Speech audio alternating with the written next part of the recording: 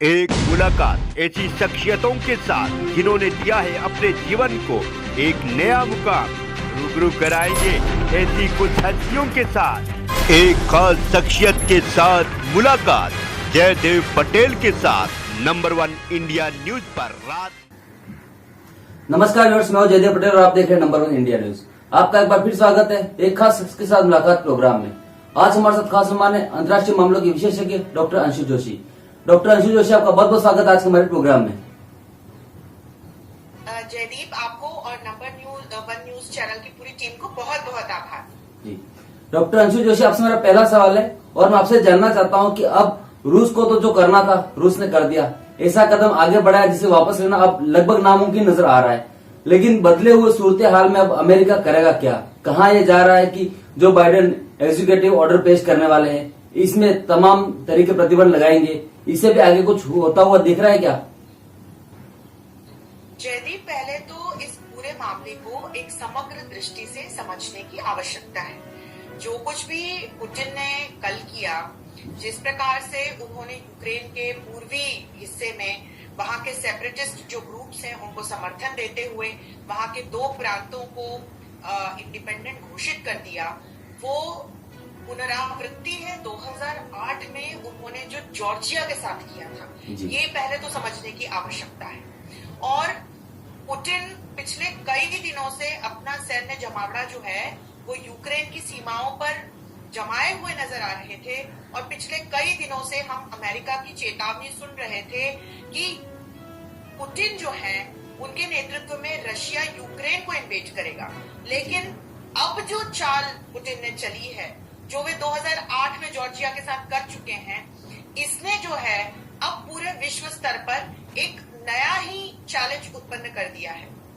अब इसमें बाइडेन अपना रुख स्पष्ट कर चुके हैं कि वे कड़े सैंक्शंस रशिया के ऊपर लगाएंगे। लेकिन मेरा प्रश्न ये है कि ये सब जो कुछ भी हो रहा है इसके पीछे असल कारण ये है कि पुतिन यूक्रेन को नाटो का हिस्सा नहीं बनने देना चाहते, क्योंकि वे नहीं चाहते कि यदि यूक्रेन नाटो का हिस्सा बन जाए तो अमेरिका और नाटो रशिया की सीमा पर आकर खड़ा हो जाए।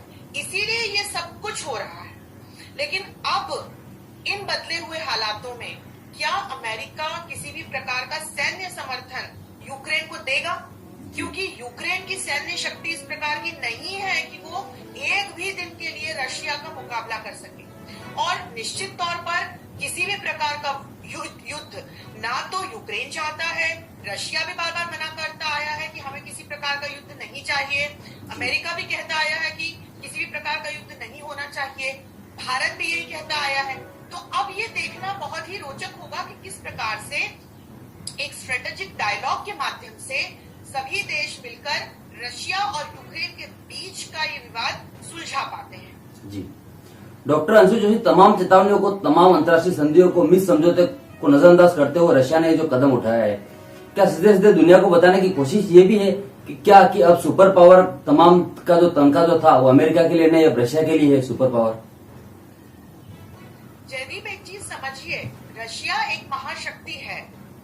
रशिया बड़े सालों से महाशक्ति रहा है और आज भी वो वर्ल्ड ऑर्डर में, विश्व राजनीति में जब हम पढ़ाते हैं तो वो एक मेजर पावर के रूप में, एक ग्लोबल पावर के रूप में हम पढ़ाते हैं। तो ऐसा नहीं है कि सोवियत संघ के विघटन के बाद रशिया शक्ति नहीं रह गए। लेकिन हाँ, 2 कारण है जो हमें समझने चाहिए जिसकी वजह से रशिया ये सब कुछ कर रहा है।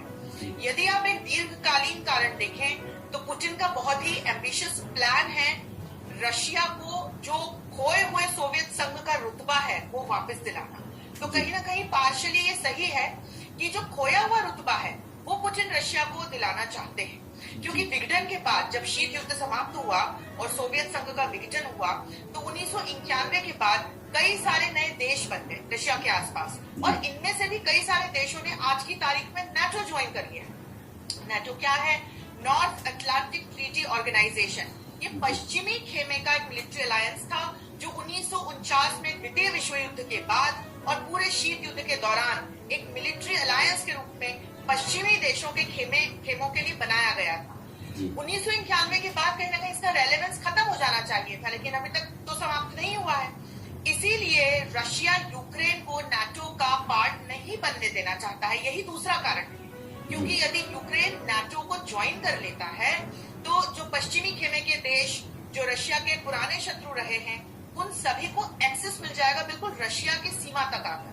और यूक्रेन का एक जियो स्ट्रेटेजिक इंपॉर्टेंस है, इसीलिए शायद 2014 में क्रीमिया पर हमला करके रशिया ने उस पर कब्जा जमाया, क्योंकि यूक्रेन जो है वो ब्लैक सी के पास है और रशियन नौसेना को ब्लैक सी तक जाने के लिए ये रास्ता है।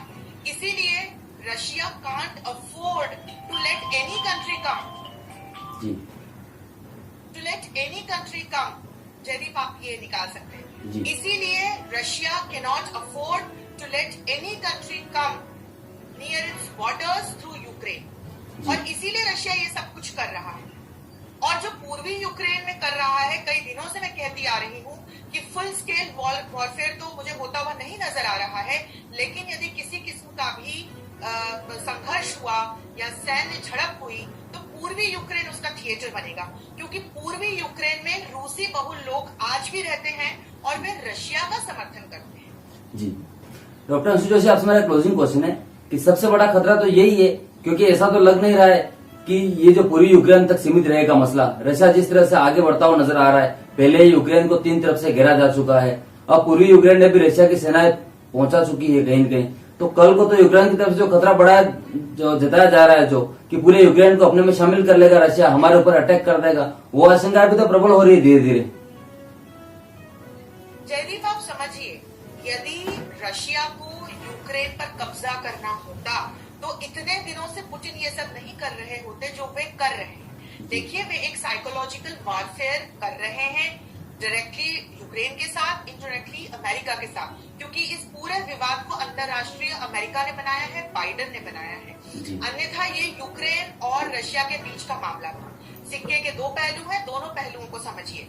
यूक्रेन स्वतंत्र देश है, वो नाटो ज्वाइन करना चाहता है, लेकिन रशिया सुरक्षा और अपनी स्ट्रेटेजिक दृष्टि से ऐसा नहीं होने दे सकता है, इसीलिए वो यूक्रेन को धमका रहा है। अन्यथा पुतिन को पता है कि वे बड़ी आसानी से यूक्रेन के ऊपर किसी भी दिन कब्जा कर सकते हैं, लेकिन वे ऐसा नहीं कर रहे हैं और मुझे नहीं लगता कि वे आगे भी ऐसा करें। तो आज जो ये पूरी घटना घटी है, जिस प्रकार से पूर्वी यूक्रेन के प्रांतों को पुतिन ने स्वतंत्र घोषित किया है, ये उनके इस साइकोलॉजिकल वॉरफेयर का एक अंतिम चरण है। इस पूरे वॉरफेयर को जो वो खेलते आए हैं पिछले कई दिनों से, जो प्रेशर बिल्डअप कर रहे हैं वो यूक्रेन पर और नाटो के देशों पर, विशेषकर अमेरिका पर, ये उसका चरम चरण है। और मुझे लगता है कि जिस प्रकार से सिक्योरिटी काउंसिल में मीटिंग हुई है यूनाइटेड नेशंस की, और जिस तरह से बाकी के देशों ने अपना रुख स्पष्ट किया है, तो अब कहीं ना कहीं डायलॉग का दरवाजा खुलेगा। कुछ रशिया पीछे हटेगा, कुछ यूक्रेन पीछे हटेगा, और इसके बीच से ही इस पूरी समस्या का समाधान निकलेगा। क्योंकि जयदीप, जिस तरह की दुनिया में हम आज रहते हैं, मैं बहुत क्लियरली ये मानती हूँ कि सारे देश आपस में एक दूसरे के साथ कहीं ना कहीं कनेक्टेड है। आप भारत का उदाहरण लीजिए, अमेरिका भी हमारा मित्र है, हम यूक्रेन के साथ भी आर्थिक सहयोग में संलग्न हैं, हम कहीं ना कहीं रशिया के तो हम बहुत सालों से बहुत अच्छे स्ट्रेटेजिक नेचुरल पार्टनर हैं। तो इस तरह से सभी देश आज की तारीख में एक दूसरे से अपने अपने आर्थिक और दूसरे सामरिक हितों की वजह से जुड़े हुए हैं।